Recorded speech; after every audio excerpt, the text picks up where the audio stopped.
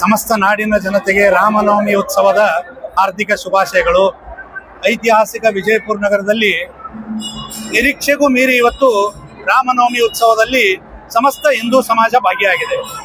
ಇದಕ್ಕೆ ಕಾರಣ ಪ್ರಮುಖ ಕಾರಣ 500 ವರ್ಷಗಳ ನಂತರ ಅಯೋಧ್ಯೆಯಲ್ಲಿ ಭವ್ಯ ರಾಮ ಮಂದಿರ ನಿರ್ಮಾಣ ಆಗಿದೆ.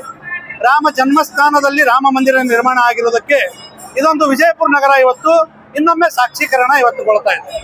ಇವತ್ತು ನಿರೀಕ್ಷೆಗೂ ಮೀರಿ ನಮ್ಮ ಸಹೋದರಿಯರು ನಮ್ಮ ಹಿಂದೂ ಸಂಸ್ಕೃತಿಯ ಪ್ರಕಾರ ಎಲ್ಲ ನೃತ್ಯವನ್ನ, ಸಂಗೀತವನ್ನ, ಕೋಲಾಟವನ್ನ, ಭಜನೆಯನ್ನ ಹಾಡುತ್ತಾ ಇದರಲ್ಲಿ ಭಾಗಿಯಾಗಿರೋದು ಒಂದು ವಿಶೇಷ.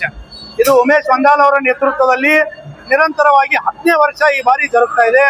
ಈ ಸಂದರ್ಭದಲ್ಲಿ 15-20 ಸಾವಿರಕ್ಕೂ ಹೆಚ್ಚು ಜನ ಇಲ್ಲಿ ಸೇರಿರೋದು ನಮಗೆ ಅಚ್ಚರಿ ತಂದಿದೆ.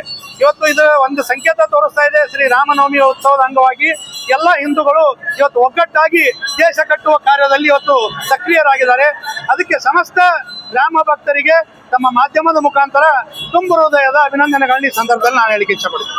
ಪ್ರತಿ ವರ್ಷದಂತೆ ಈ ವರ್ಷವೂ ಕೂಡ ರಾಮನವಮಿ ಉತ್ಸವ ಸಮಿತಿ ಅಧ್ಯಕ್ಷರಾದಂಥ ಉಮೇಶ್ ವಂದಾಲ್ ಅವರ ನೇತೃತ್ವದಲ್ಲಿ ಇವತ್ತಿನ ದಿವಸ 10ನೇ ವರ್ಷದ ಈ ಶೋಭಾಯಾತ್ರೆ ಅತ್ಯಂತ ವಿಜೃಂಭಣೆಯಿಂದ ಜರುಗ್ತಾ ಇದೆ. ಇಡೀ ಬಿಜಾಪುರ ಜಿಲ್ಲೆಯ ಜನತೆ ಅಗದಿ ಉತ್ಸುಕದಿಂದ ಈ ಶೋಭಾಯಾತ್ರೆಯಲ್ಲಿ ಪಾಲ್ಗೊಂಡಿದ್ದು. ವಿಶೇಷವಾಗಿ ನಮ್ಮ ತಾಯಂದಿರು ಒಂದೇ ಬಣ್ಣದ ಸಾರಿಯನ್ನು ಉಟ್ಕೊಂಡು ಇವತ್ತಿನ ದಿವಸ ಒಂದು 3000ಕ್ಕಿಂತ ಹೆಚ್ಚಿಗೆ ಏನು ನಮ್ಮ ತಾಯಂದಿರ ಸೇರ್ಯಾರ. ಅವರು ಅತ್ಯಂತ ಅತ್ಯಾಕರ್ಷಕ ಇವತ್ತು ಎಲ್ಲ ಐತಿಹಾಸಿಕ ದಾಖಲೆ ಬರೆದಂಥ ಈ ಬಿಜಾಪುರ ಜಿಲ್ಲೆಯಲ್ಲಿ ಅದೇ ರೀತಿಯಾಗಿ ಇದು ಅಂತಾರಾಷ್ಟ್ರೀಯ ಮಟ್ಟದ ಭರತನಾಟ್ಯ ಕಲಾವಿದರಾದಂಥ ದೀಕ್ಷಾ ಬಿಶೆ ಅವರು ಕೂಡ ತೆರೆದ ವಾಹನದಲ್ಲಿ ಭರತನಾಟ್ಯ ತಮ್ಮ ಕಲೆಯನ್ನು ಪ್ರದರ್ಶಿಸುತ್ತಾ ಹೊರಟಿರುವುದು ಈ ಸರ್ತಿ ವಿಶೇಷವಾಗಿದೆ.